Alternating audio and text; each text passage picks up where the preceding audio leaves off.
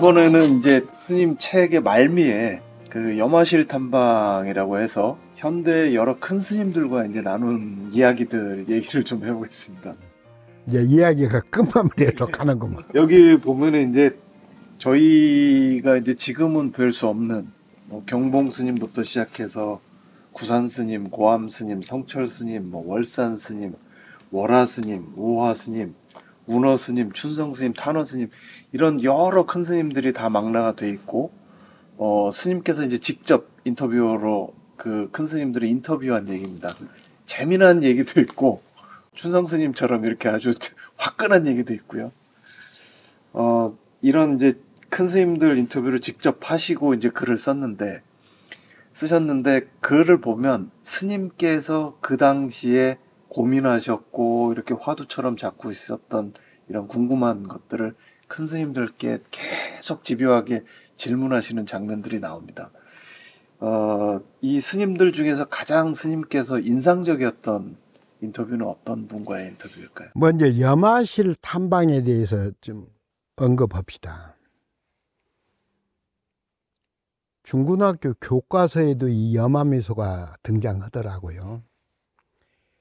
그런데 이제 부처가 가섭한테 이심전심 마음과 마음으로 깨달음을 서로 주고받았다는 건데, 첫째가 이제 염화미소, 영산회상에서 설법이 맞춰갈 무렵에 가섭이 오니까 꽃을 들은 뜻을 다른 대중은 헤아리지 못했는데 가섭이 미소지었다.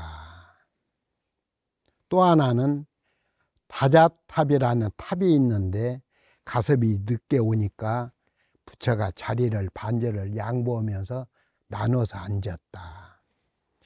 또 하나는 곽시상부인데 쌀화상수에서 부처가 열반에 드실 때 가섭이 늦게 와서 설피 우니까 관 밖으로 다리 한쪽을 내밀었다. 이게 이제 삼처전심이거든요. 이것도 좀 우리가 알아야 합니다. 스님들이 향봉 스님이 초등학교도 못 나오고 어찌고 해서 좀 그런 댓글도 있던데, 제가 해외에 머문 것이 15년이고 그 절반인 7년을 제가 중국에서 머물렀어요. 그래서 제가 7년 동안 공부한 것이 중국의 고어예요. 그러니까 한국 서당에서 한문 익히는 거하고는 비교가 안 되죠. 이 삼처전심도 어느 경전에도 없어요. 아한부 경전에도 없고 방등부 경전에서도 삼처전심의 그림자도 찾을 수 없어요. 그건 뭐냐면 중국에서 만들어진 경전은 유경이라고 그래요. 거짓으로 꾸몄다. 그건 유경인데 유경이 굉장히 많아요. 인도에서 설해진 경전은 진경, 참진자 진경이라고 그러고, 중국에서 만들어진 경전은 유경이라고 하는데 이 유경이 100여 개가 돼요. 엄청나죠, 양이. 그럼 유경은 왜 만들어내냐? 유경자들, 왕이나 이런 권력에 있는 사람들이 혹세무민하는 이런 눈을, 귀를, 입을 가리기 위해서 나라님한테는 충성하세요로 몰아가기 위한 거예요. 부처님 가르침도 초점은 거기에 맞춰지죠. 대범천 왕문결, 대범천 왕문불 결의경 9자예요. 길어요. 그러니까 대범천 왕문불 결의경에 이 삼처전심이 살짝 지나갑니다. 이게 살짝 지나가는 것을 생각해 보세요. 딴 건 놔두고 부처님이 관 밖으로 발을 내밀었다. 인도 문화는 관 문화가 없어요. 그러니까 지금도 제가 인도에서 3년 살면은 부자든 가난하든 있는 자든 없는 자든 상여는 밤에 나갑니다. 너무 덥기 때문에 결혼식 밤에 합니다. 그러니까 상여 나갈 때 보면 좀 부자는 4명이 메고 가요. 뭐 동물 죽은 걸 들것을 매듯이. 가난한 사람은 둘이 매요. 그 관문화가 지금도 없어요. 그건 관 밖으로 내놓을 리가 없죠. 그러니까 중국에서 만들어진 거예요. 그러니까 이 대범천 왕문불 결여경에 나와 있는 삼처전심이 참으로 무식하고 거룩하게 부처님의 참가르침으로 이렇게 각색해서 받아들이대요. 그래서 제가 처음에 2009년 무비 큰 스님하고 해국 스님하고 도법 스님하고 저하고 야단법석 할 때도 이 얘기를 했는데 막 태클을 걸면서 삼처전심은 중고등학교 교과서에도 나오는데 왜 스님은 중국에서 만들어낸 경전이냐고 그렇게 무식하게 태클 걸더라고요. 이제 염화는 그런 뜻이다. 그러니까 조시를 의미해요. 법을 완성한 선지식이 머무는 집이 염화실. 이제 그렇게 통용이 되어 가는데,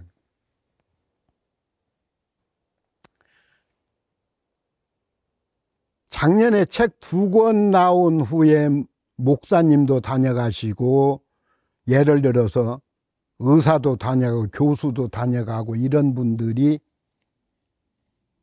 향봉이한테 찾아온 것은 향봉이가 거룩한 선지식이라 해서 찾아온 건 아니고 딴 데서 듣지 못한 소리다. 그러니까 그 부분에 대해서 스님이 입으로만 설명하지 말고 부처님 경전을 중심으로 근거를 대가면서 얘기 좀 해다고 이런 사람이 많아요. 근데 이제 그분들이 딴 데에 가서 보면 요 얘기도 불교 TV에 계셨다니까 조금 내키지 않으시겠지만 불교 TV에서 나와서 일요법표나 법문하시는 분들이 많은 부분이 좀 헤매요. 왜 헤매느냐? 잘 아실 거예요. 도법이 와라 향봉이 와라 안 해요. 왜 그러느냐? 향봉 스님 프로 사실래요? 그렇습니다. 뭐 다 아는 이야기지만은 대다수가 그게 광고 대가를 치르고 시간을 할애받는 거 아닙니까? 실력이 없죠. 그래서 어느 분이든 어느 사찰에 가서든지 초기 경전이 되든 무슨 방등부 경전에 대해서 이 얘기를 하려고 하면 두려워해요. 자기 실력이 갖춰져 있지 않기 때문에 그저 뭐 봉사가 코키를 보고 자기 안목대로 설명하듯이 그 수준에 지내지 않아요. 그래서 이제 제가 불교신문사에 심부름하기 전에 여러분을 만나 뵙고 물어요. 저렇게 뭐 거하게 차리는데 저렇게 차릴 경우에는 정말 귀신이 오나요? 선배 스님, 어른 스님들한테 이놈의 새끼 온다. 귀신이 먹는다. 그래서 그 당시도 귀신이 온다면 스님한테 고마운 거 아닙니까? 그럼 요즘 말로 잘 먹고 떠나는 귀신한테 이번 주 로또 1등이 몇 번이고, 아니 서로가 상부상조 하는 거니까 귀신을 불러서 잘 차려주고 또 업장 소멸도 하고 왕생긍락도 시킬 능력이라면 로또가 몇 번이고, 그럼 로또 번호만 귀신이 고맙다는 답례로 알려주면 그절은 부자 되는 거 아닙니까? 이제 예를 들어서 이게 못마땅합니다. 여기 보십시오. 지금 초파일이 불과 한 일주일 남았는데 등한한답니다. 왜 그러느냐? 크고 작은 사찰의 입구에 보면 부처님 말씀을 프랭카드에 적어줘야 해요. 사자 무슨 절 무슨 절 가능하면 딴절에 등 팔지 사지 마시고 우리 절 거 사주시오 하는, 좀 심하게 말하면 구걸행위입니다.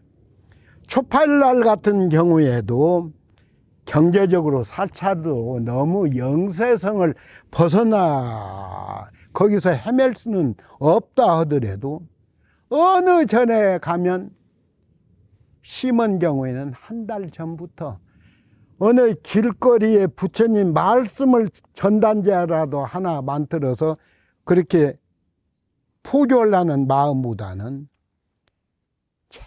비가 오든 눈이 오든 거룩한 부처님을 축하한다는 연등은 비도 맞고 바람도 맞으면서 한 달 동안 곤욕을 치르고 몸살을 앓아야 해요. 사찰, 당의 사찰을 등 하나 더 팔기 위해서 우습습니다. 그러니까 대학 입시를 기도를 하는데, 대학 입시 기도를 3일이고 5일이고 하면 만일의 경우에 대학에 합격을 못하면 받은 돈은 돌려줘야 합니다.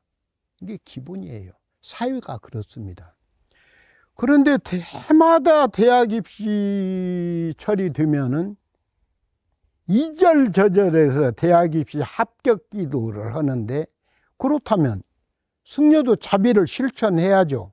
한 해라도, 아니 동창금 안 받아요. 우리 절은 이번에는 주지스님이 직접 목탁으로 3일이든 5일 기도 할 테니까 있는 자 없는 자 가리지 마시고 오세요 해야 하는데 해마다 동창금 올라가자니. 작년에 3만 원 받았으면 5만 원 받고.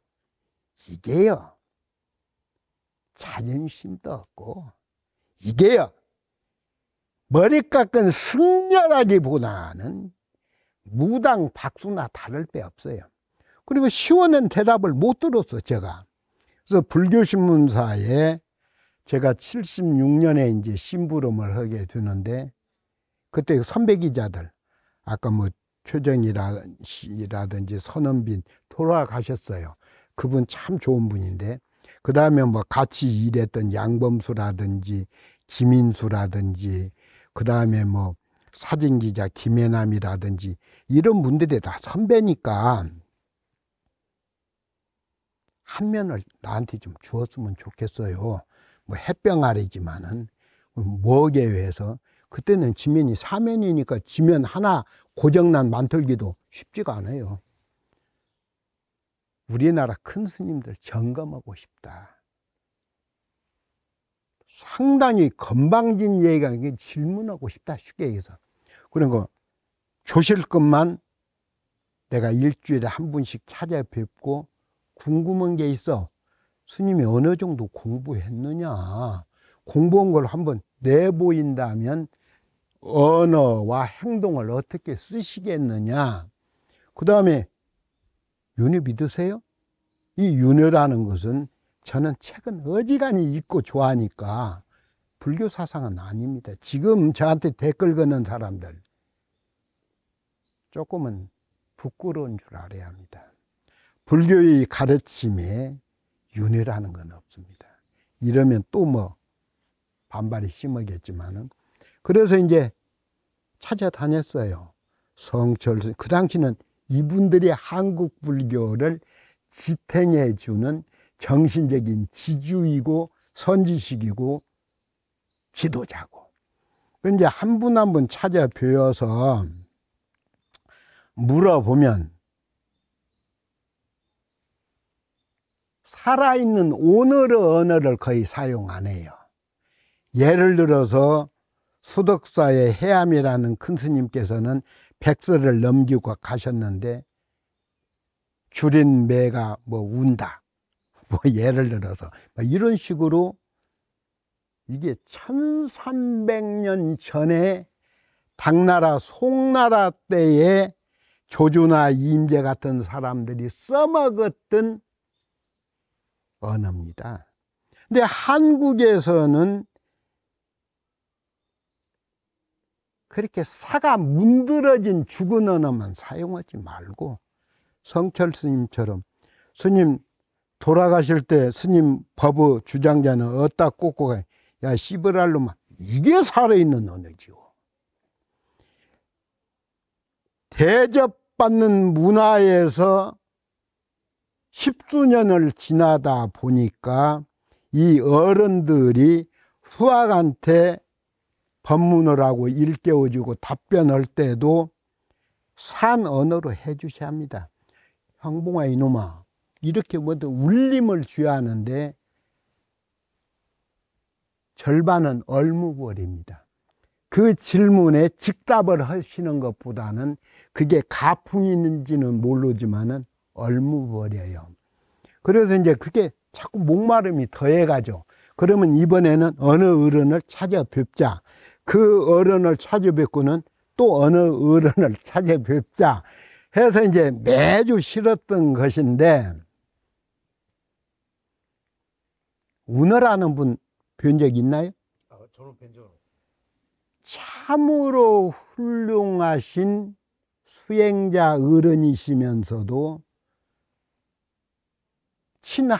친할아버지처럼 친근감 있게 20대 젊은이를 안아주시면서 가르쳐 주신 분, 그리 기억을 하고, 그 다음에 직지사의 관흥이라는 스님이 계시는데, 관흥 스님의 따님이 운문사의 명성 스님이십니다. 뭐 다 아는 일이니까. 그 어른은 나 아직 그건 모른다.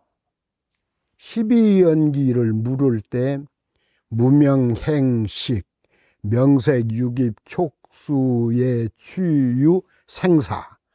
그런데 스님, 생사가 있기 전에 식이 있고 명색이 있고 이걸 순관에 의해서 설명해도 설명이 어렵고 역관으로 설명해도 어렵습니다. 스님께서 설명해 오면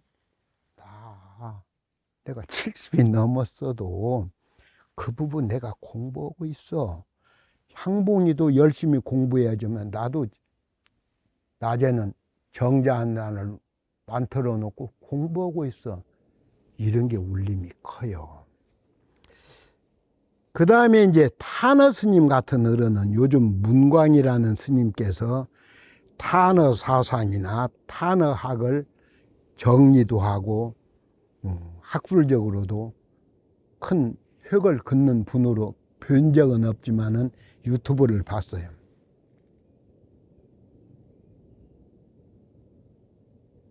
탄어 스님을 뵈면 불교 쪽보다는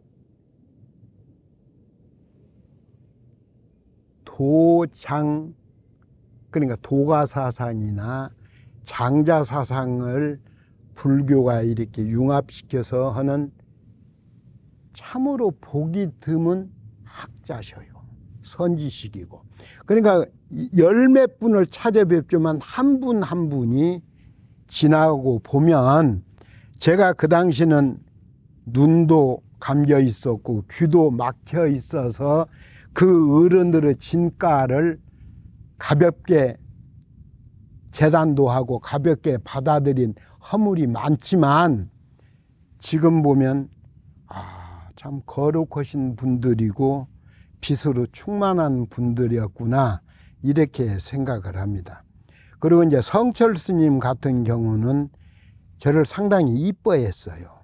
왜 그러냐면 그 방에 5분이 계실 때 제례 화장실에서 똥물을 퍼가지고 그 방에 밖에 그걸 뭐라 그래? 밖에서는 일본 표현이니까 양동이. 요즘 민감해요. 밖에 쓰면 네가 일본 후예냐 그래요. 그러니까 양동이로 했을 때 성철 스님이 봐요.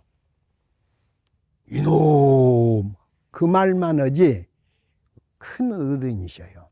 그런데 그분이 이제 해인사 방장으로 계실 때 법전 스님이 종정하셨어요. 몰라요? 해암 스님 다음으로 종정 2반기 했어요. 성철 스님 열반하시고 그 다음에 서암 스님이 했고, 서암 스님은 잠시 서암 스님 잠깐 하시고 해암 스님 하셨고, 해암 스님 하셨고 그 다음에 법전 스님, 그 다음에 진제 스님. 근데 법전 스님 속명이 향봉이에요. 저는 불명이 향봉이고. 그러니까 성철 스님이 우리 해인사는 두 놈의 향봉이가 고집이 너무 세고 많이 챙겨주시고 그랬는데, 그 어른을 인터뷰 몇 번 했는데 여기는 몰라. 참 정이 많으신 어른이에요. 참 정이 많았어요. 야, 너 갈 때 뭐, 야, 배를 하나 주라, 떡을 좀 싸주라, 가면서 먹게. 이런 아주 따뜻하신 어른이 성철 스님이셨고, 좋은 분들이.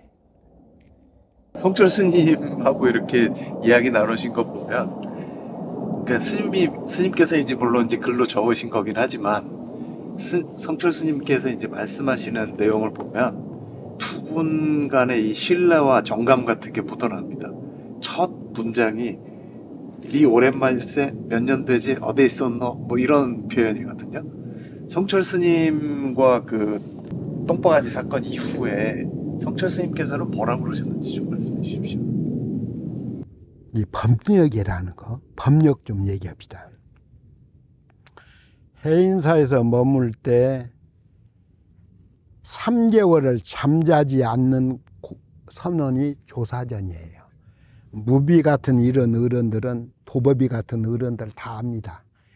우리 또래는, 그때는 조사전은 3개월을 눕거나 기대거나 잠 못 자요. 의자에 앉지도 못해. 이게 이제 조사전이고, 그 밑에 이제 퇴설당이라고 있어요. 지금도 있습니다. 근데 퇴설당은 하루에 18시간을 공부해야 합니다. 그러면 한 4시간 정도의 밥도 먹고 화장실도 이용하고, 예를 들어서 뭐 양치질을 할 정도지, 거기도 18시간을 앉아서 견뎌야 해요. 그 밑에 선방이 응진전이에요. 응진전은 그건 좀 다르죠. 뭐 한 두세 시간 이렇게 해서 제일 좀 조금은 한가한 곳이 이제 응진전인데, 조사전에는 장소가 비좁다 보니까 5명 내지 6명이 정원입니다. 그런데요, 너무 치열해. 조사전에 가서 3개월 동안 뜬 눈으로 내가 정진하겠다는 분이 너무 희망자가 많아요. 이 선방에 계신 어른들 상당 부분은 훌륭해요. 그건 말이 쉽지, 어떤 때는 다리가 절리고 조리기 시작하면 너무 어려워요. 그러니까 그런 어른들이 많은데, 그게 한국의 이제 희망이고, 희망했는데 예비 명단에 제가 빠졌어요. 발표거든요. 누구가 지원을 했는데, 향봉 스님은 나이도 어리고 수행 경력도 적어서 다음 기회에 기회를 주겠다. 향봉이는 탈락 이래요. 그래서 자, 지금부터 나는 목이 피를 토하더라도 유행가를 할게. 내가 노래를 잘한다. 뭐 순자야 영자이고 막 노래를 부르니까 성철 스님이 어떤 놈이 이렇게 노래 부르냐. 향봉이가 노래 불러요. 이유가 뭐냐. 젊어서 공부 붙여들겠다고 하면은 방을 늘려서라도 받아줘야지. 나를 탈락시켰다. 나 같은 인재를 살피지 못한 큰 스님들 안경 깨야겠다. 시력이 다 없는 놈들이다. 막. 성철 스님이 그래? 그러면 너 내 방으로 들어와. 그래서 성철 스님한테 들어가니까 내가 방장이냐 아니냐.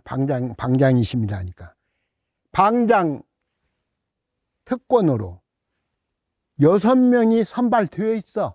거기는 5명 내지 6명밖에 못 들어가. 그런데 너 하나 추가한다.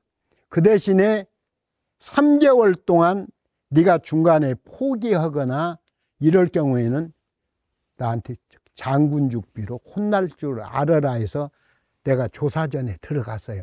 이게 책에 나오죠? 안 나와? 예, 안 나옵니다. 아니야. 들어봐요. 무엇이 유로움을 이기게 하는 책에 있는 것 같네요. 그런데 일주일을 잠을 안 자면 모든 물체는 둘로 보입니다. 계단을 내려갈 때 높고 낮은 것 분간이 들듭니다. 그러니까 사물을 눈을 비비면 모를까 모든 게 둘로 셋으로 보여요.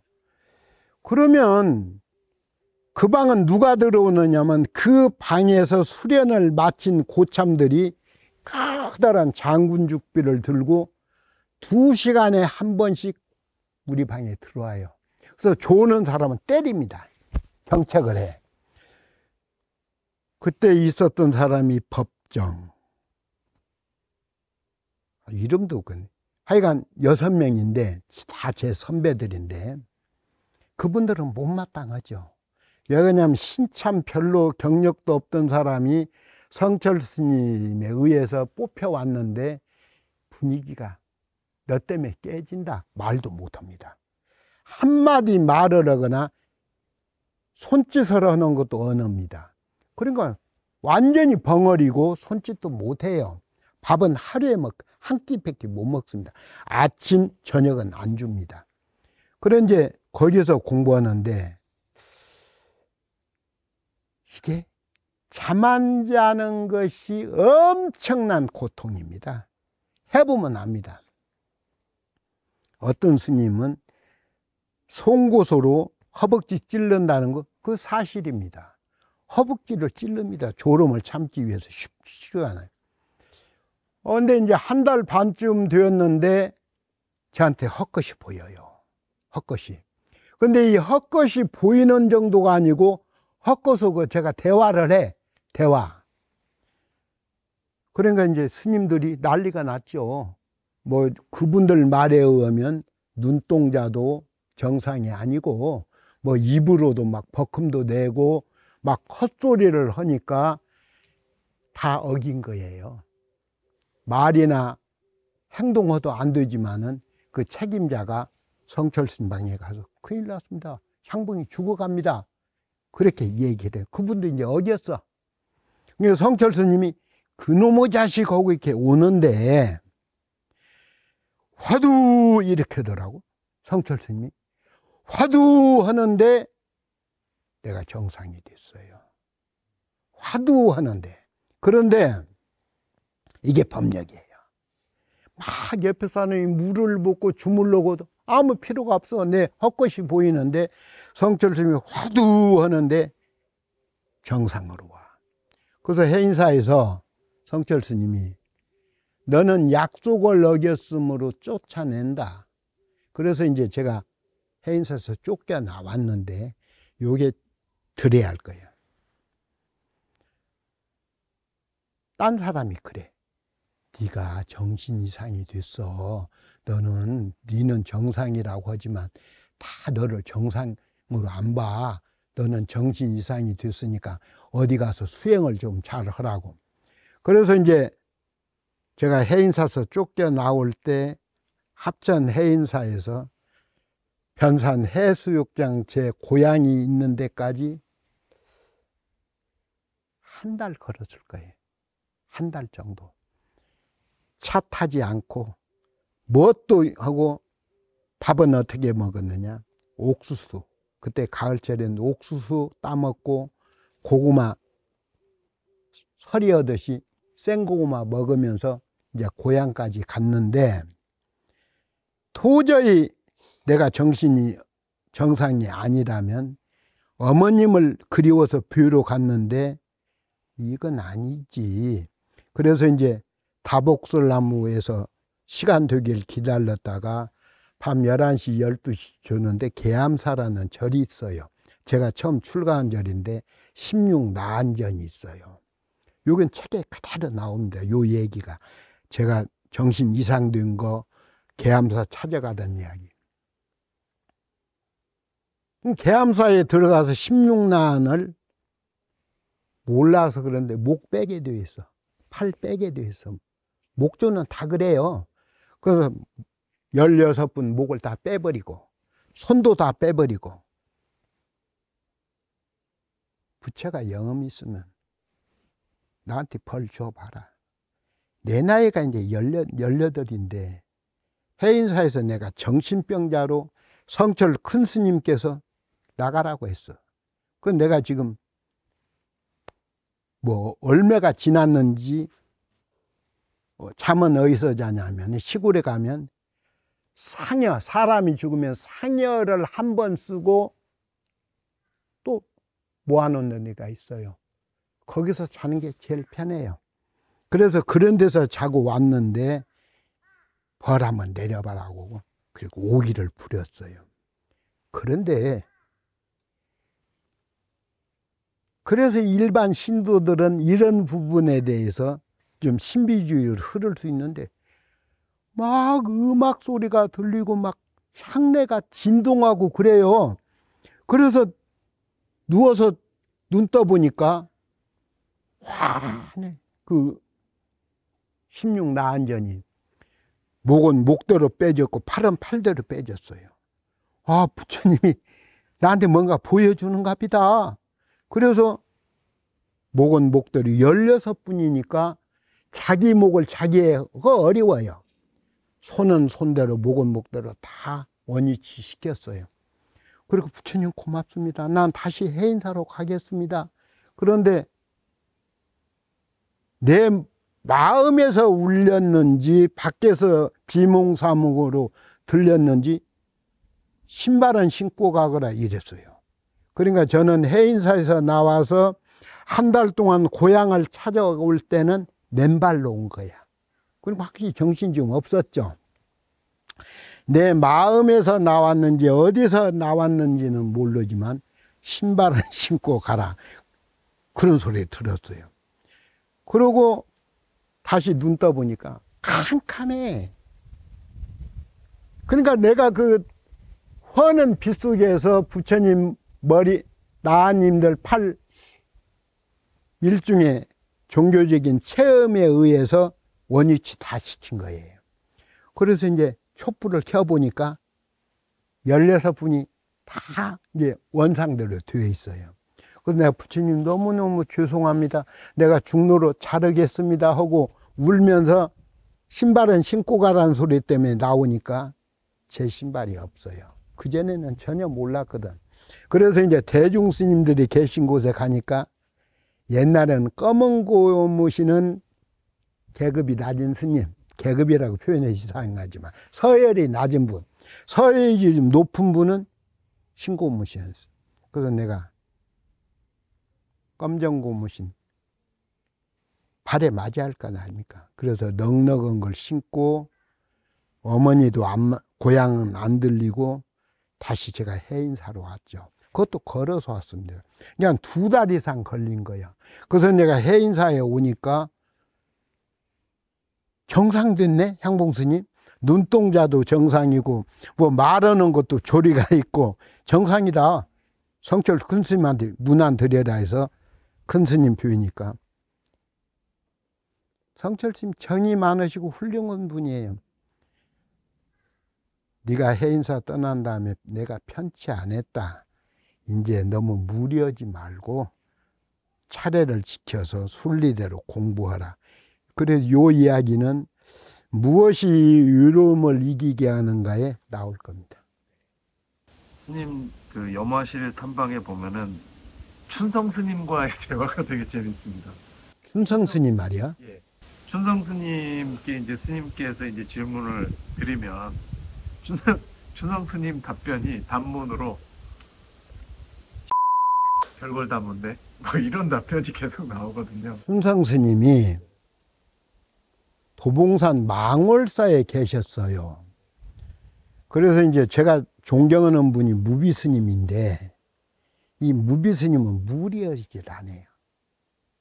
상당히 순리적으로 상대를 존중하면서 대화를 풀어가는 어른인데, 이분들이 춘성 스님을 모시고 망월사에 계셨다는 얘기를 듣고 69년 꽃갱이 사건 주지실 삼직 방구덕을 다 파버린 다음에 제가 이제 춘성 스님한테 찾아갔는데 몇 가지 일이 얘기해요. 백두진이라는 국회의장이 유정유라는 게 있어요. 지금으로 말하면 비례대표예요. 유정유 의장을 하면서 국회의장을 했어요. 이분은 국무총리도 한 분이에요. 이 백두진 씨가 종교가 다른데 춘성이라는 말씀을 듣고 비서도로 찾아왔어요. 백두진이라는 분이. 근데 망월사는 산에 흐르는 수도가 아니고 물을 받아서 위에 있고 밑에 이제 뭐 아래 있고 그래. 둥그런 게 돌로 깎아 놓은 데인데 난리가 났죠. 뭐 의정부 뭐 시장도 오고 서장도 오고 막 그럴 거 아닙니까? 그 당시는 뭐 국회의장, 지금도 서열이 두 번째지만은 엄청나죠. 백두진 국회의장이 온다 막 그래요. 그럼 우리는 이제 국회의장 얼굴이라도 한번 보자 해서 이제 우리도 나왔는데, 그때 그 수각에서 춘성 스님이 일을 잘해요. 낫인가 뭔가 갈고 있어, 숫돌에. 그러니까 이제 비서나 누가 백두진 의장이십니다, 큰 스님. 그러니까 우리가 그걸 확실히 봤으니까 누가 백두진이냐. 그러니까 접니다고 고개를 숙이니까 가까이 와라. 그러니까 가까이 왔어요. 백두진 씨가 체격이 장사 체질이야. 호리호리한 분이 아니야. 가까이 오너라 하니까 가까이 오니까 그럴 줄 누가 알아서 허리를 잡고 수각 속으로 내동댕이 치니까 물구덩이 안 빠질 수가 없지. 그게 춘성 스님이에요. 그러니까 백두진 씨가 시골에 말이야. 시골 총구석에 이장을 만나보도 뭔가 색다르기 때문에 이장이 된 거예요. 저 길거리에 무슨 깡패 조직의 우두머리도 뭔가 다르기 때문에 된 거예요. 백두진 씨가 거기서 수각에 빠졌는데 경찰이나 공무원, 고급 공무원들이 어쩔 줄을 모르는데 백두진 씨가 나오지 않고 거기서 우뚝 커가지고 이렇게 좋은 선물을 주시는 큰 스님하고 박수 치더라고. 야, 이 백두진이라면 대단하구나. 춘성 스님이 목욕을 내가 시켰으니 목욕값은 내거라. 그러면 백두진 씨가 박수를 치고 나서 비서한테 뭘 드리면 좋습니까 하니까 우리 절은 넉넉하지 못해서 대중들이 좋아하는 게 조기인데 조기값이 비싸. 그래서 2마리 이상은 못 먹여 봤는데 중한 10마리씩은 좀 먹을 수 있게 조기값을 내고 가라. 그러니까 백두진 씨가 한 70만 원 수표로 10만 원권 수표로 자네도 내서 70만 원이면 700만 원보다 훨씬 클 때죠. 그걸 주고 갔어요. 그래서 이제 춘성 스님이 조기를 가만히 채 사가지고 백의장이 준 거니까 대중들은 마음대로 먹으라고 하는데 신도가 와서 평상시에도 큰 스님 제가 돈은 별로 준비 안 했는데 뭘 좀 하면 조기 공양해라. 그래서 망월사에 우리가 머물 때는 거의 2, 3일에 한 번씩 구운 조기를 먹은 적도 있어요. 이제 춘성 스님은 상상을 초월할 만큼 어느 격식에서 벗어나 버린 자유인이에요. 그래 이제 백병원에 입원해 계신다는 얘기를 듣고 백병원에 가니까 오전에 퇴원했다는 거예요. 그래서 어디로 퇴원했냐니까 성남 봉국사로 가셨다는 거예요. 그 간호사가. 그래서 가서 이제 제가 백병원에 들렸는데 안 계시고 왔습니다 하니까 아까 C자 번거롭네 이 새끼. 네가 나를 찾아와서 내 아픔에 털끝만큼 도움 되지도 않고 이게 C자로부터 시작해서 그런 식이었어요. 그래서 이제 그것도 하나의 가풍이니까 불교신문사에서 그대로 썼어요. C자를. 그러니까 그 당시 총무원장 한 분이 글쎄 확실한 건 아니지만은 성수라는 분이 총무원장 하신 것 같은데 그분이 난리가 났어요. 종단 기관지에 큰 스님이 C자를 썼다 하더라도 그걸 걸러내지 않고 그대로 썼으니 이 신문은 폐기해라. 그리고 향봉이 편집국장 월급 몇 달 깎아서 이 손해나는 것을 변상해라. 그래서 C자가 엄청나게 많이 들어갔는데도 그걸 걸러내서 그 정도 나온 겁니다. 예, 그런 얘기가 있어요. 끊임없이 C자야. 예. 그 염화실 탐방의 그 큰 스님들 인터뷰 하시는 내용을 전체적으로 다 읽어보면요, 스님께서 그 시종일관 그 육도윤회는 못 믿겠다, 팔만대장경은 방편설 아니냐, 이런 질문을 큰 스님들께 계속 던지고 계시거든요. 그리고 그런 스님의 질문에 대해서 또 큰 스님들께서도 계속 답변을 해주시고, 그러니까 사실 지난번 저희가 책이 나오고 난 다음에 이제 스님께서 이제 윤회에 관한 내용을 말씀해 주셨을 때 이게 그때부터 한참 시간이 흐르긴 했지만 스님께서 출가하시고 수행을 하실 아주 젊으실 무렵부터 이런 질문과 궁금증을 계속 문제의식을 갖고 계셨구나라는 생각이 들었습니다. 큰 스님들께 묻고 답하시면서 어떤 느낌이셨습니까? 제가 내장사 주지할 때가 34살에서 아니 33살에서 한 4년 있었어요. 그때 제가 철이 드는 이유가 아까 베스트셀러 되면 용돈 넉넉히 들어오고 또 제가 치안본부 경승실장도 했고 종단에서는 총무부장도 하고 또 그 승려 나중에 제가 회장이에요. 이랬던 사람인데 내장사 주지할 때 간절하게 철이 드는 건 지금 우리가 4사람이 김치를 먹었다고 합시다. 김치 맛이 어때요? 하고 물어보면 4명이 표현이 다 다릅니다. 그 다음에 우리가 봉지커피를 먹었을 때 봉지커피 맛이 어때요? 하고 물어보면 1000명이든 10,000명이든 봉지커피 맛을 다 자기 입맛대로 표현을 합니다. 그래서 석가모니가 도를 깨친 다음에 봉지커피와 김치 맛을 입을 벌리면 김치 맛이거나 커피 맛이 아닌데, 그래서 부처님은 경전에 여인이 음수에 냉나는 자지라, 누가 너한테 물맛을 묻거든 답하지 마. 그 사람한테 스스로 물을 주어서 차고 더운 것을 느끼도록, 이게 부처님 말씀이거든요. 그러니까 부처가 깨달은 다음에 우리가 봉지커피 김치 맛을 입을 벌리면 아닌데, 깨달음을 언어로서 어느 정도 담아낼 수 있었을까?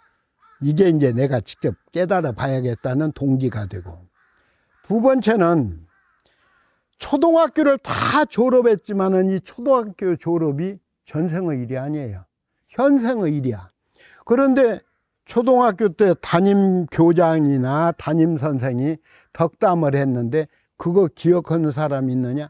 10,000명, 100,000명한테 물어봐도 기억 못해요. 빨리 끝나고 짜장면 먹고 궁금하고 있지, 그걸 귀담아 듣는 사람은 없어요. 그러니까 초등학교 졸업식에 이게 전생의 일도 아니고 꿈속의 일도 아닌데 기억을 하면 기억 못 하잖아요. 근데 또 의심이 드는 거라. 어떤 의심이 드느냐. 석가가 깨달은 후에 바로 경전을 만들었으면 반절은 내가 속겠어, 받아들이겠어. 근데 부처님 당시 인도인들의 평균 수명은 47세로 나옵니다. 그거 어디서 나오느냐? 아쇼카 석주에서 나옵니다. 우리 위대한 스승께서는 2배를 누리셨어. 80이 넘으셨으니까. 그러니까 부처님 경전은 부처가 사라상수에서 열반에 드신 후에 40년 내지 50년이라는 세월이 지나서 결집을 합니다. 이게 기록적으로 그렇습니다. 그러면 그 당시 1살짜리가 부처님 돌아가실 때 1살짜리가 40살이나 50살이 되었어요. 논리적으로 비구는 18세 이상이야 구족계를 받으니까 그 경전에 참석한 사람은 붓다를 본 사람은 하나도 없었겠다, 제 생각에. 그 다음에 말은요,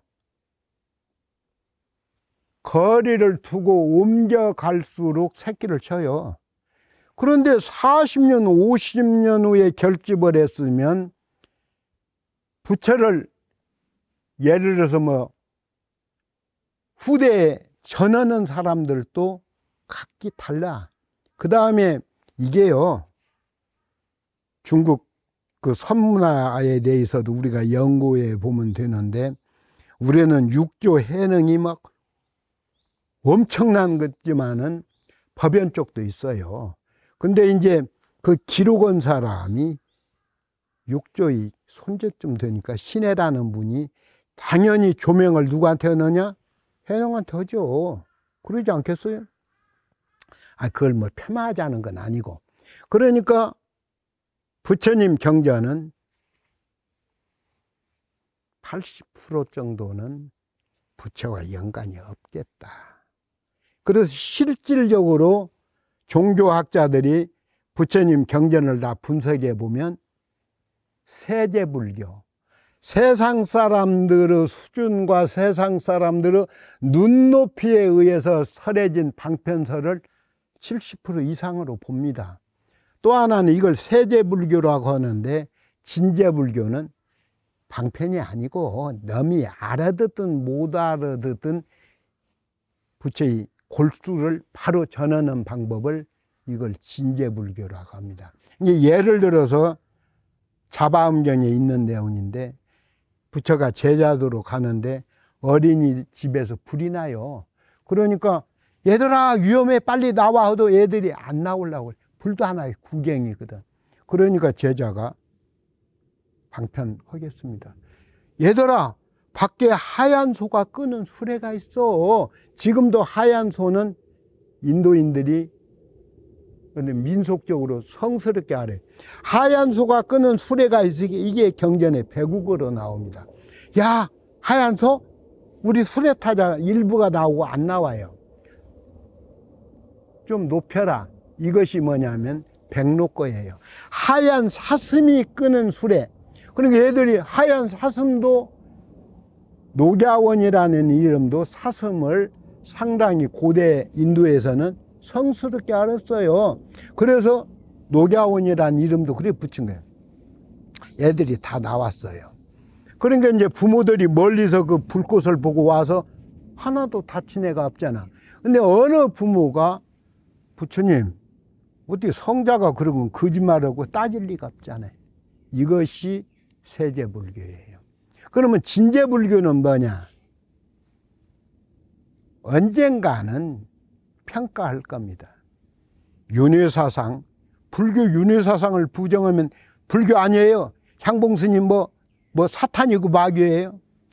정확하게 윤회사상은 불교 사상이 아닙니다. 제가 무슨 회방이나 억지를 할 리가 있습니까? 그 다음에 영혼이라는 것도 그저 성직자들이 입만 벌리면 영혼을 상품처럼 내놓고 있는데 이래서는 안 됩니다. 만일에 영혼이 있다고 할 것 같으면 스님들도 착한 일 해야죠. 제가 어디 가서 법문을 하고 봉투 안 받는 것도 법보시 하자는 의미가 있거든요. 그러면 가난한 사람도 많아요. 우리 신도 중에서 49제 지내서 극락 갈 것 같으면 전번 사람한테 많이 받았다. 이번에는 무료다. 내가 목탁으로 보시하고 서비스 하겠다. 그러는 거예요. 논리적으로 그렇습니다. 그런데 가난한 사람이든 부자든 끊임없이 신도를 먹이처럼 생각해서 이 신앙을 흥정하려고 그래요. 그러면 이 흥정하는 데 있어서 우리가 보시 중에서 법보시, 제보시, 예어보시, 무의보시 맞는데 왜 그러면 승려는 법보시 않습니까? 당신은 보니까 가난하구만. 그러면 49제 지냈는데 무료로 해줄게. 돈 안 받을게. 왜 이런 아름다운 전통은 찾아볼 수 없는 겁니까? 그러니까 영혼팔이 좀 자성해라. 내세 하는데 오늘의 불교는 영원한 오늘의 종교예요. 오늘 가운데에 내가 지킬도 되고 하이드도 돼요. 내가 천사도 되고 될 수 있고 뭐 부끄러운 뭣도 될 수 있죠. 그러니까 너무 신앙을 신비화해서 부처님의 참 가르침에서도 너무 많은 궤도를 이탈해 있으면서도 사찰 경제를 앞세워서 마치 구걸하시듯이 이런 모습은 당연히 사라져야 하죠.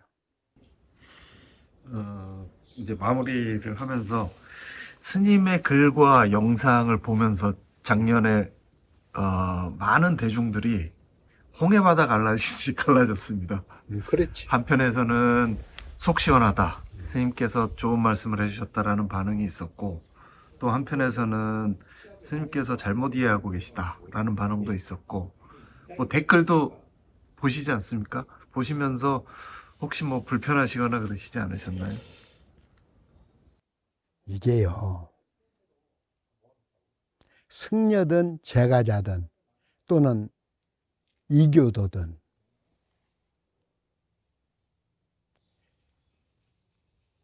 부처님 당시에 브라만 사상이 팽창했잖아요. 이 무주 만물은 저절로 이루어진 것이 아니라 브라만이라는 절대적인 신의 뜻에 의해서 이루어진 것이다. 그걸 불교에서는 받아들일 수가 없잖아요.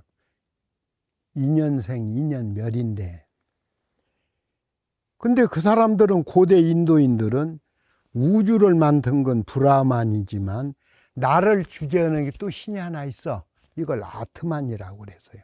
요즘 말로 번역하면 뭐 영혼이나 뭐 이렇게 하겠죠. 실상 어떻게 알고 있어요? 부처님은 브라만의 존재도 부정해. 아트만의 존재도 부정해요. 명쾌하게. 자, 서양에서는 나가르주나를 제2석가다. 나가르주나를 용수불로 그렇게 부릅니다.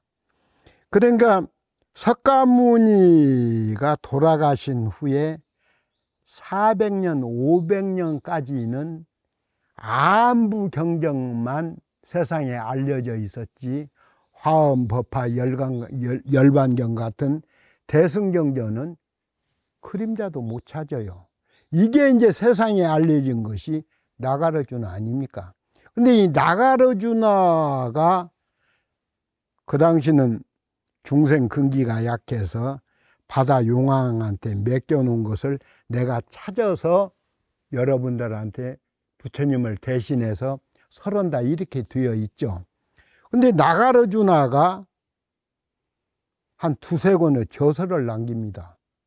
그러면 대단한 거 아니겠어요? 그 대표적인 것이 중론입니다.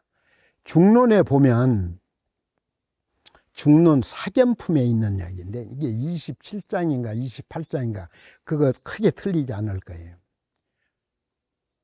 과거세 유아, 과거 전생에 내가 있었다고 하나 시사 불가득, 이따위 일은 있을 수 없는 일.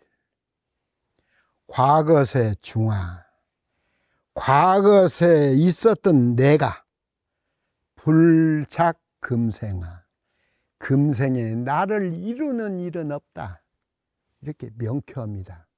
그 다음에 나가르주나의 수제자가 제바라는 보살인데, 아리아 제바인데 이분이 백론을 씁니다.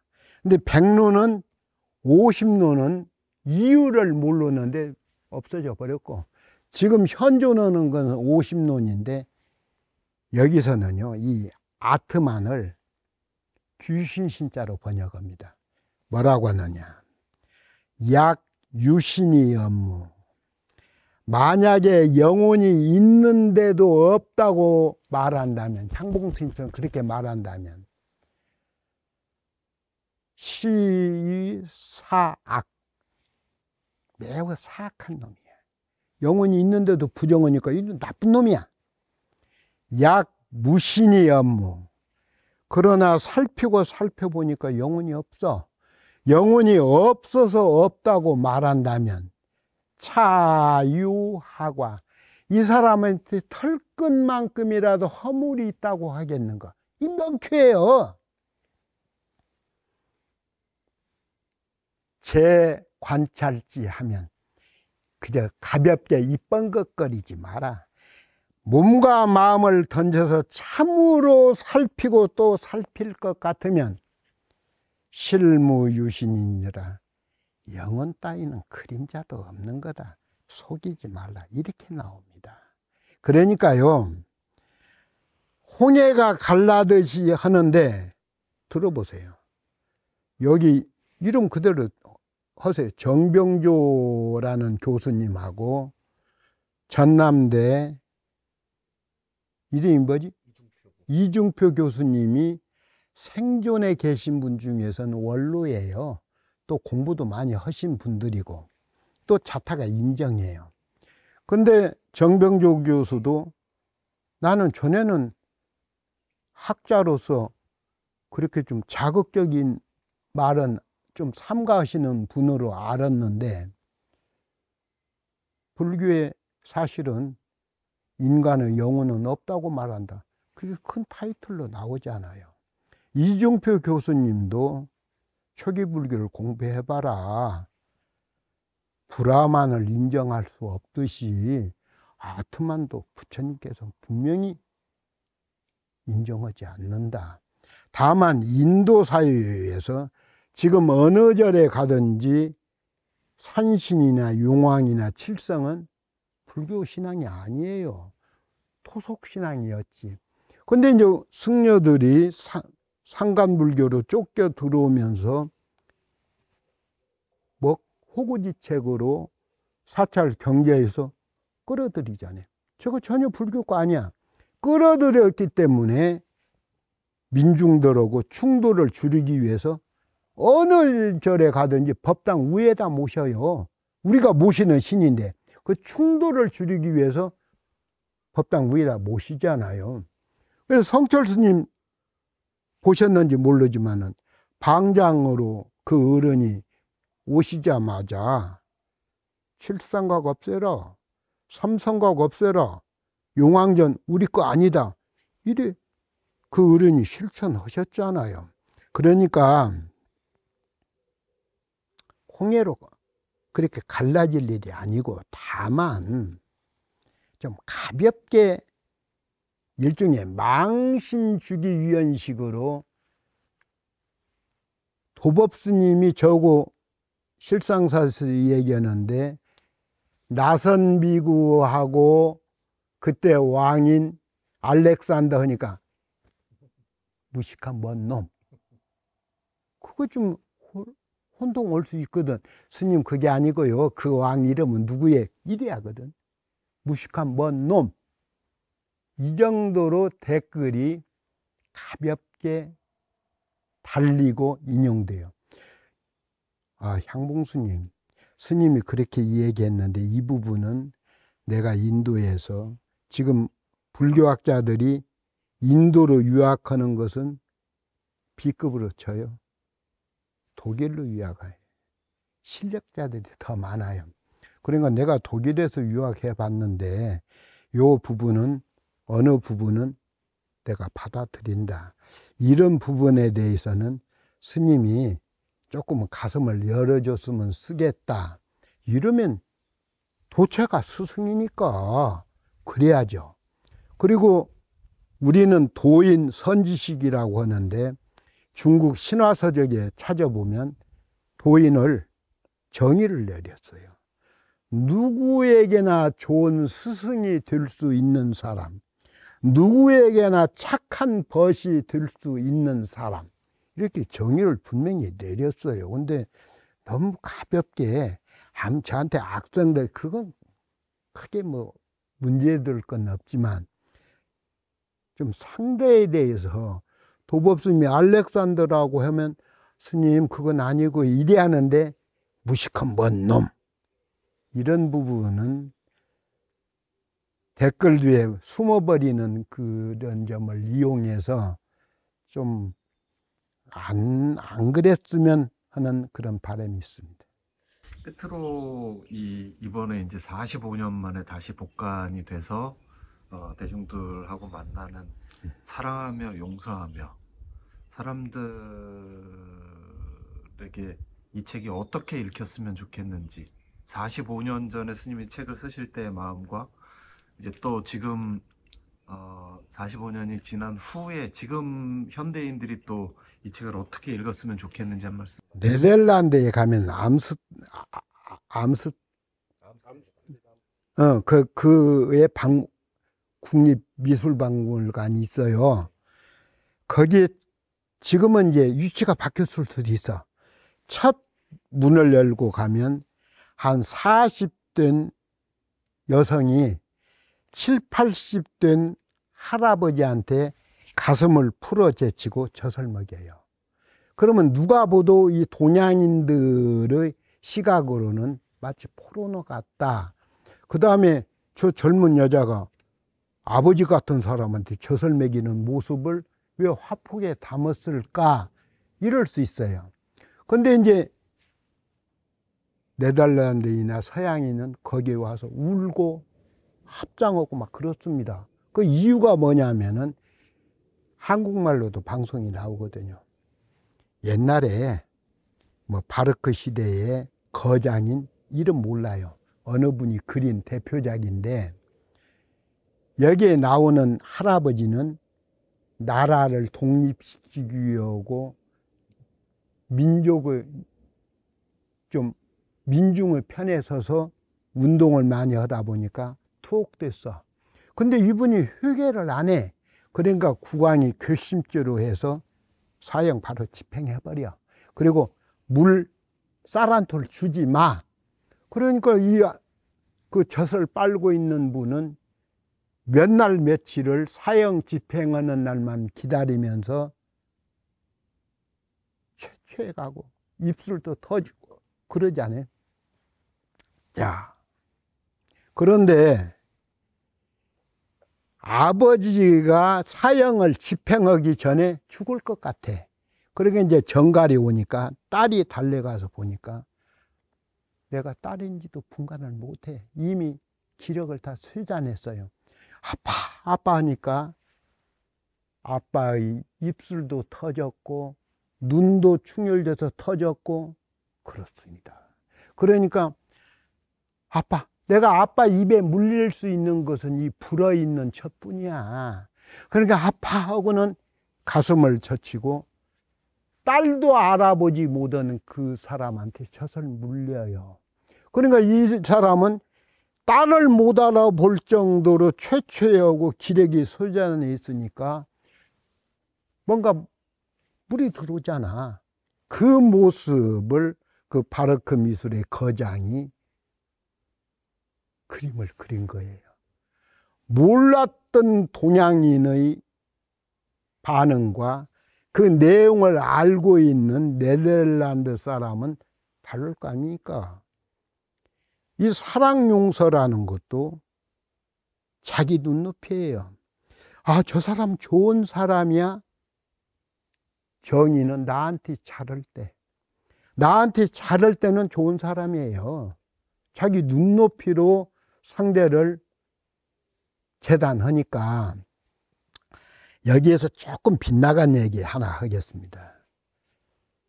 불광에서 그 책을 내준다고 해서 너무 고맙게 작년에 이제 2권이 우리 양동민 이사가 고생해서 이제 책이 나왔는데, 내가 양심이 있어야죠. 인쇄 안 받겠습니다. 출판사에서 너 돈 안 준다는 게 아니고 책 내주는 것도 고마워요. 밝혀도 됩니다. 은행나무 출판사에서 400만 원이 왔어요. 계약서도 왔어요. 스님 책 어떻게 내겠다고 했어요. 대표 이름은 내가 안 밝히죠. 그러나 출판사 이름은 밝혀도 되리라고 봅니다. 그런데 한 열흘 되니까 나는 돈이 생기니까 잘 썼지. 근데 해약합니다. 계약에 의해서 돈 돌려달라고는 않겠습니다. 그러니까 스님 책은 못 냅니다. 근데 나는 1원짜리나 아무리 수행자라 하도 금전 문제라든지 어느 생활 부분이 흔들리거나 헝클어져 있으면 그건 아닙니다. 썼지만은 좀 돈 좀 모아다오 끼워다오 해서 은행나무에 400 붙였어요. 그래서 불광에서 책을 내준다고 할 때 너무 고마워서 책 나가지도 않을 뿐더러 일은 한 장 요구하지 않겠다고 말은 야물지게 잘했죠. 근데 이제 불광에서 2천만 원이 왔어요. 제 통장으로. 그래서 내가 나한테 여기 20년 살았어도 2천만 원커녕 100만 원도 나한테 안 와요. 안 오는 이유가 손금을 본다든지 운명론 쪽으로 기울면 와요. 49제를 안 지내는데 돈이 100만 원 들어올 리가 있나요? 그러나 이제 부족하지도 않아요. 넘치지도 않지만. 그래서 내가 통장을 오늘이 초하루인데 신도들 모이게 해서 불광에서 2천만 원이 들어왔다. 내가 불광한테는 낯두껍게 미안하다. 그런데 2천만 원이 왔는데 내가 10여 년 전만 해도 인도에서 죽으려고 했다. 그런데 이게 70 넘어보면요. 달라. 정말 하루하루가 달라요. 그래서 내가 한국에서 죽을 수도 있어. 나는 저녁마다 남기는 글을 꼭 책상 위에다 놓아요. 내일 아침에 내가 들숨날숨이 끊겨서 시체로 발견될 수 있으면 혼자 사니까. 그러거든 어떻게 해서 장례 절차를 밟아 주십시오. 잘 놓고 있거든. 그래서 내가 죽거든 일반 신도한테는 1,000원, 10,000원 조의금 받지 마라. 2천만 원 가지고 내 장례를 치러다오. 관을 만튼다? 내 뜻을 어기는 거야. 그냥 입은 옷 그대로 가사로 나를 둘둘 말면 풀어질 수가 있어. 청테이프든 노란 테이프든 옷 위에로 옷이 풀어지지 않게 막 쏴매. 관 만들지 마라. 제발 우리 승려들이 이게 말이죠. 내가 60 되었을 때 이름 안 되지만은 연락이 왔어요. 야, 향봉이 우리가 한갑 아니냐? 그러니까 신도들한테 알릴 일은 아니지만 네가 와라. 그래가지고 뭐 맛있는 거 먹자. 개코 같은 소리야. 승려가 생일을 찾아 먹는다? 매년 신도들이 차려주는 생일상을 받는다? 이게요. 하도 궤도를 이탈하다 보니까 승려는 생일상 찾아 먹고 죽은 다음에 장례 문화가 의뢰이 그래야 할 걸로 잘못 받아들이고 있지만 아니에요. 실상사 도법회한테 부탁해 놨으니 도법스님이 오실 거다. 그러면 2천만 원 통장을 간섭하지 말어. 도법스님 드려. 그 다음에 실장은 어떻게 생각해요? 스님들 화장터에서 화장하죠? 사찰 지정. 나는 어떤 분 화장할 때 물어보니까 다들 알고 있어요. 1,800만 원. 하나의 업체예요. 사람 하나 태우는데 1,800만 원을 낸다? 이야! 절집이 얼마만큼 돈이 흥청망청하면 사람 태우는데 1,800만 원을 내야 한다? 익산이든 군산이든 전주든 국민들이 일반 화장터에서 태워요. 나도 이 나라 국민이야. 일반 화장터에서 나를 태우라. 관도 만들지 말고 연구차 불러오지 마. 마지막 동생이 사준 차가 있으니까 관도 안 만들고 티벳은 말이요. 사람이 죽으면 앉아있는 자세로 뼈를 꺾어서 자루에다 넣어가지고 달구지 소에 싣고 가요. 그래야지. 그래서 그렇게 해라. 나를 태운 다음에 화장터 매뉴얼에 의해서 뼈 담은 항아리 주면 누가 그 항아리를 받든 고사길에 던지든 자갈길에 던지든 바위에 던지든 던져 깨버려라. 절에 올 때는 내 사진 한 장, 내 위패 한 장 모시려고 하지 마. 또 어떤 어줍다는 신도, 같지 않은 신도들은 야, 향봉스님이 한 20년 살았으니까 이게 사자면 바위가 많으니까 바위 한 구석에다가 이양봉 죽다. 그따위 짓 하지 마라. 내가 죽은 다음에는 생일이니 제삿날이니 49제니 이것 좀 조금 더 챙기지 마라. 그렇게 했어요. 그래서 이 스님들이 불교를 위해서 승려가 된 것도 아닌데 그 당시 자기가 승려가 되기 위해서는 몇 날 며칠 고민해 봤을고 최선의 선택이 승려였을 텐데 머리 깎고 절에 있다 보니까 이 신도도 봉투, 저 신도도 뭐 어느 절에 가보나 관광사찰에 가면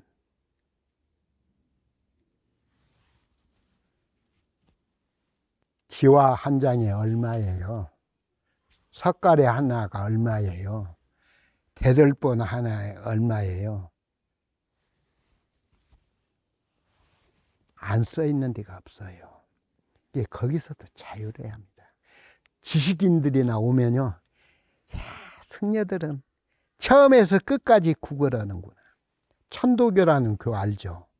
천도교는 최재우, 최시영, 또 손병필, 어? 아니야. 아니야. 여기 손병희야. 손병희. 1대 2대 3대인데 큰 기념일이든 큰 제사든 사과, 배, 쌀 한 톨 안 올려요. 그건 뭘 옮기냐? 물 한 사발이야. 이 천도교 기본 사상이 경천, 하늘을 우러러 봐야 해. 경인, 사람을 존중하고 소중하게 하래. 경물, 모든 만물에는 신성이 담겨져 있어. 존중하라는 뜻 아닙니까? 지금 지구촌에 있는 종교 중에서 신도들이 모여서 돈 안 내는 종교가 어디에 있어? 이슬람교예요. 이슬람교는 하루에 5번 예경을 해도 주머니 털어서 돈을 안 바쳐요.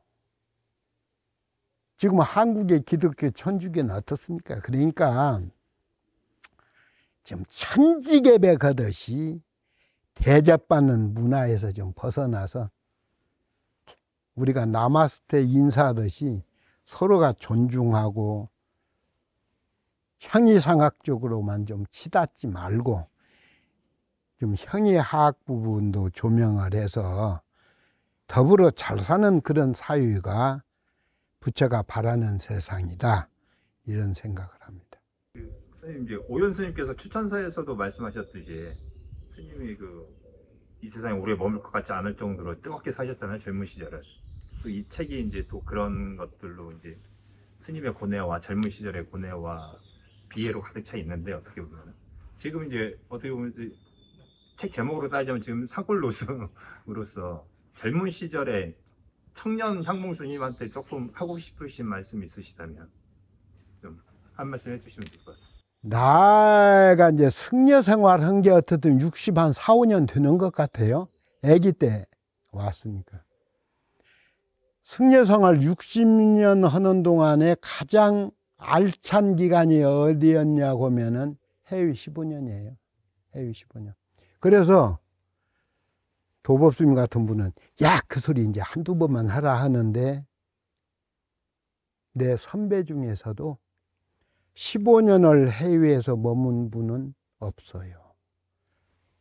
미국이나 독일이나 일본 가서 유학해서 한 10년 넘긴 분은 있지만은, 내가 머문 뒤는 거지처럼 노숙자처럼 게스트하우스 가는 때도 내가 뭐없이 말라리아 같은 병에 걸렸을 때 가요.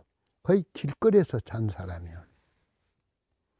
미치고 환장을 100번, 1000번 강조해도 부족할 만큼 미치고 환장하는 경계를 지났어요. 다 그리워요.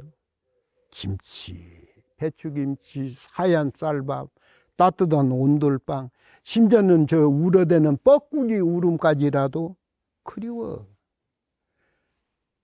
누가 좀 대화자가 되고, 내가 영어를 못 한다고 했잖아요. 그러니까 얼마만큼 고독하게 내가 싸우고 다투면서 견뎠겠습니까? 이게 가자 한국. 한국이 아까 실장님 말씀은 사랑하며 용서하며가 그때까지도 베스트셀러는 아니더라도 잘 팔렸어요. 그 다음에 내가 쓴 책이 아시죠? 뭐 겨울장마나 까치밥이나 뭐 작아지는 나이나 기본 부수는 다 7, 8판은 나가니까. 한국에 제가 15년 있다 오니까 총무원장 향봉이가 할 거다. 많은 사람이 왔어요. 왜 그러냐면 제가 36에 총무부장 했으니까요. 그건 아니죠. 그래서 딴절 우리 스승인 월주 스님께서도 왜 사자암 가냐, 그거는 폐사나 마찬가지니까 딴 데 가라 했을 때도 나는요, 수행하고 공부했다는 사람이 신도를 조직 관리하면 나는 아니라고 봅니다. 아니에요. 또 방장 자리가 나든 조실 자리가 나든 무슨 행정적인 무슨 자리가 나서 거기에 출마하는 뜻을 비치면 그건 나는 아니라고 봅니다.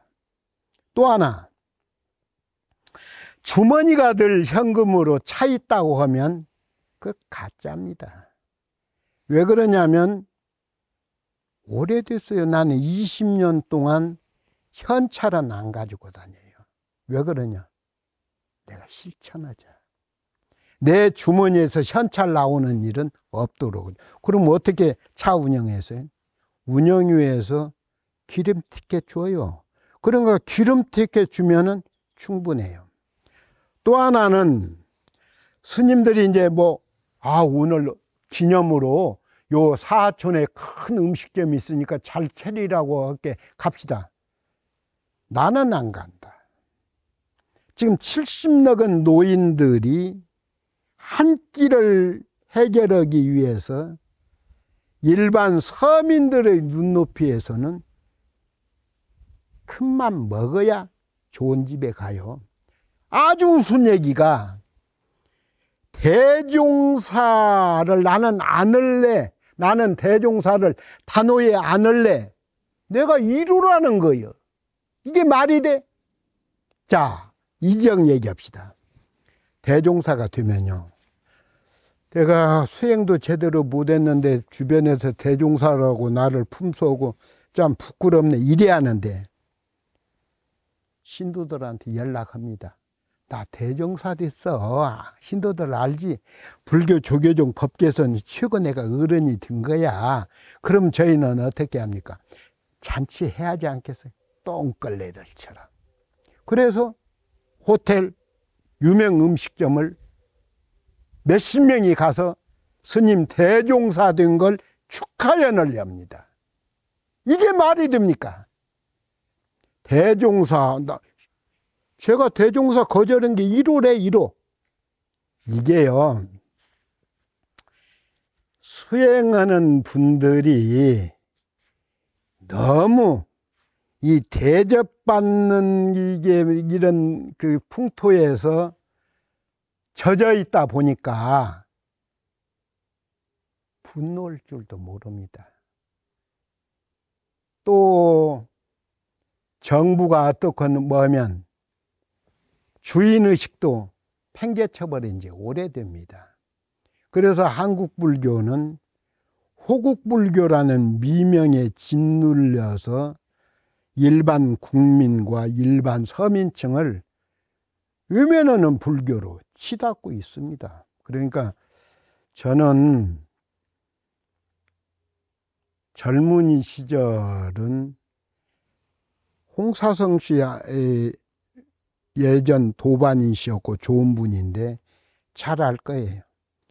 향봉이가 무식하지만은 비굴한 사람은 아니다.